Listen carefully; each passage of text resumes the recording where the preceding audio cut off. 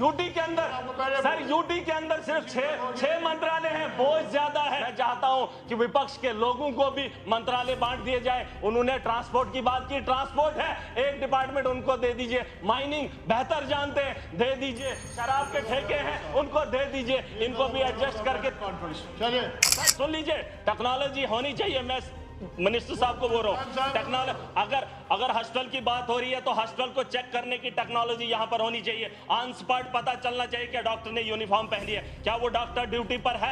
वैसी टेक्नोलॉजी का इंतजाम किया जाए, वरना धांधलियां सड़कों पे होती हैं, लोग परेशान हो रहे हैं। वोटर जो है आईडी हाथ में थमा दी, लेकिन राशन कार्ड नहीं बना पाए। मैं चाहता हूं जब तक सेंसस ना हो, जो सोशो इकोनॉमिक की सर्वे ऑलरेडी हुई है 2011 में, 2009 में, तो उसको जो है इंप्लीमेंट किया जाए। उसमें ऐसे लोग हैं जिनकी उम्र 45 साल होगी, उनके बच्चों की शादी होगी, लेकिन राशन कार्ड से महरूम है। मैं चाहता हूं सोशो इकोनॉमिक को उसको देखा जाए। अगर ये दूसरे तर्ज से नहीं बना सकते, उस तर्ज से पुराने तर्ज पे जो है बनाया जाए। सर, उसके बाद में फूड की बात करूंगा। कॉन्ट्रैक्ट सिस्टम यहां पर लाया गया। एक आदमी ने टेंडर लगाया और उसने कभी भी राशन जो है हिली एरियाज में सप्लाई नहीं किया, डीलर्स को सप्लाई नहीं किया, बस पैसा पकड़ता है, वही आदमी जो है आगे पैसा उसी तर्ज पे बांट रहा है। मैं चाहता हूं कॉन्ट्रैक्ट सिस्टम जो है खत्म होना चाहिए। मंत्री जी की नोटिस में लाना चाहता हूं, माफिया है ये, इसे रोका जाना चाहिए।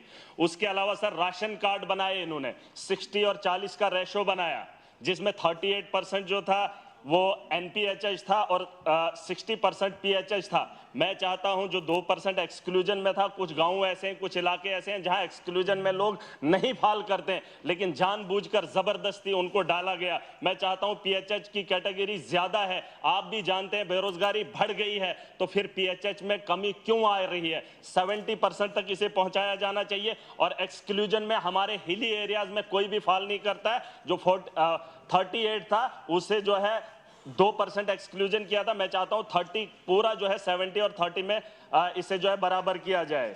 उसके अलावा डिपार्टमेंटल स्टोर्स की कमी है और डिपार्टमेंट के अंदर मुलाजमों की कमी है, जिसकी वजह से अभी भी वहां पर जो है काम अच्छे से नहीं हो पा रहा है। उसके अलावा मैं सर ट्रांसपोर्ट पे बात करूंगा।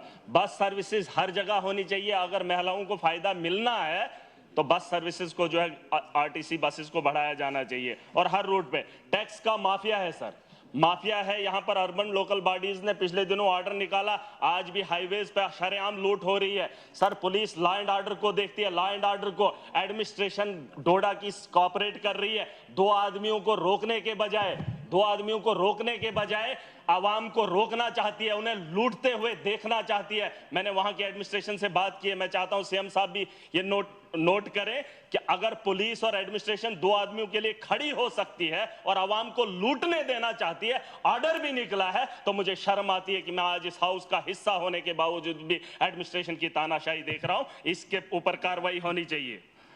सर, उसके अलावा परमिट की मैं बात करूंगा। जो 6 लाख की गाड़ी थी, आज वो 12 लाख की है। नौजवान ले रहा है, काम कर रहा है, वही सवारियां 7 अलाउड हैं। लेकिन उसके अलावा मैं बताना चाहूंगा परमिट सर, जो 30,000 में मिलता था, आज वही यहां जम्मू कश्मीर के नौजवानों को 1.5 लाख में दिया जा रहा है। और किन मुश्किलात से गुजरना पड़ रहा है ये सब जानते हैं। बेरोजगारी कितनी बड़ी है आप अंदाजा लगा सकते हैं। मैं चाहता हूं परमिट की वो जो फीस है उसमें कमी की जाए।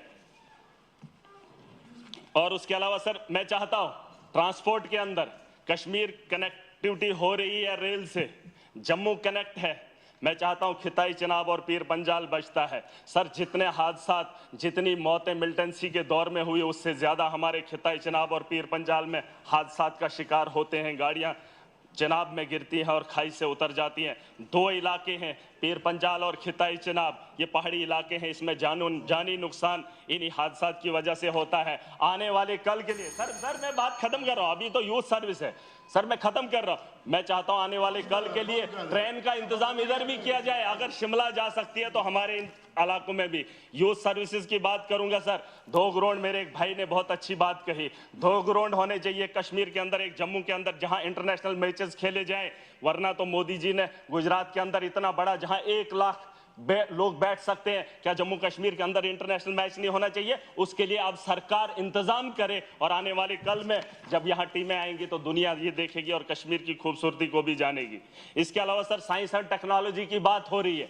कहाँ है हमारे जम्मू कश्मीर के अंदर? हमारे यहाँ अगर कहीं कंप्लेंट आती है किसी भी दफ्तर से, मैं सर सबकी नोटिस में लाना चाहूंगा। हम क्या करते हैं, नहीं ये झूठ बोल रहे हैं, हमारे पास यहाँ सर सुन लीजिए, टेक्नोलॉजी होनी चाहिए। मैं मिनिस्टर साहब को बोल रहा हूं, टेक्नोलॉजी अगर हॉस्टल की बात हो रही है तो हॉस्टल को चेक करने की टेक्नोलॉजी यहां पर होनी चाहिए। ऑन स्पॉट पता चलना चाहिए कि डॉक्टर ने यूनिफॉर्म पहनी है, क्या वो डॉक्टर ड्यूटी पर है। वैसी टेक्नोलॉजी का इंतजाम किया जाए, वरना धांधलियां सड़कों पे होती हैं, लोग परेशान हो रहे हैं। और मैं एक आखिरी बात बताना सर, बताना असली तो बात है, मैं चाहता हूं इस ग्रांट पे जो बहस छिड़ी थी, यहां से भी बात हो रही थी, यहां से भी सर सुन लीजिए, मजे की बात है।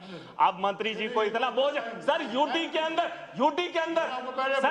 अंदर सिर्फ 6 मंत्रालय हैं, बोझ ज्यादा है। ग्रांट्स पे बात करने के लिए मुझे 4 मिनट मिल रहे हैं और नहीं कर पाऊंगा। मैं चाहता हूं कि विपक्ष के लोगों को भी मंत्रालय बांट दिए जाए। उन्होंने ट्रांसपोर्ट की बात की, ट्रांसपोर्ट है, एक डिपार्टमेंट उनको दे दीजिए। माइनिंग बेहतर जानते हैं, दे दीजिए। शराब के ठेके हैं, उनको दे दीजिए। इनको भी एडजस्ट करके चले पीर